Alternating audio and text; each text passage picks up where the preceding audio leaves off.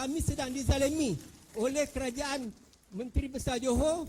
UMNO selama ini tidak berbuat apa-apa untuk membantu kami, dan inilah kancil yang datang untuk membantu kami, dan sokonglah kancil. Nama saya Hamid bin Daud dari Kampung Melayu Majidi. Di sini saya ingin mengambil kesempatan ini, peluang ini untuk meluahkan rasa kebimbangan penduduk-penduduk Melayu Majidi atas pajakan yang tinggal 28 tahun untuk penduduk-penduduk kampung tersebut, taman tersebut memiliki tanah mereka. Sudah berkali-kali permohonan diajukan kepada YB Menteri Besar untuk menyelesaikan masalah kami, tetapi YB lari-lari, tak nak terima memorandum kami. Pada 28 hari bulan ini kami akan bermesyuarat. Kami akan membuat satu resolusi keputusan. Kalau YB tak hendak bertindak atas masalah kami, kami akan cuba mencari pihak-pihak yang boleh membantu kami.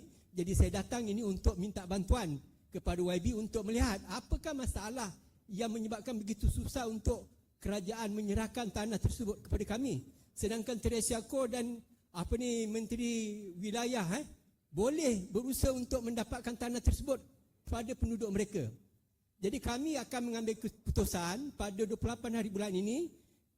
Harap Tuan dapat memikirkan apa masalah, dan kami harap Tuan dapat memberikan jaminan bahawa Tuan akan berusaha untuk pastikan tanah tersebut akan diusahakan untuk menjadi hak kekal, walaupun terpaksa bayar-bayarlah apa yang patut. Jadi kalau sekiranya perkara tersebut dapat dilaksanakan, Tuan dapat memberikan jaminan pada 28 hari bulan ini, hari Ahad petang, kami akan berusaha, kami berjanji akan berusaha untuk memastikan semua ahli-ahli persatuan kami itu untuk pastikan membuat satu usaha melalui media masa ini, menghubungi semua saudara mara mereka di 56 don di negeri Johor ini untuk beritahu mereka bahawa kami sedang dizalimi oleh kerajaan Menteri Besar Johor. UMNO selama ini tidak berbuat apa-apa untuk membantu kami, dan inilah kancil yang datang untuk membantu kami, dan sokonglah kancil, kerana mereka lah yang akan menyelamatkan kami. Dan kami akan usahakan isu ini dihebahkan kepada semua saudara mara kami, sahabat handai kami di Don 56 Johor ini.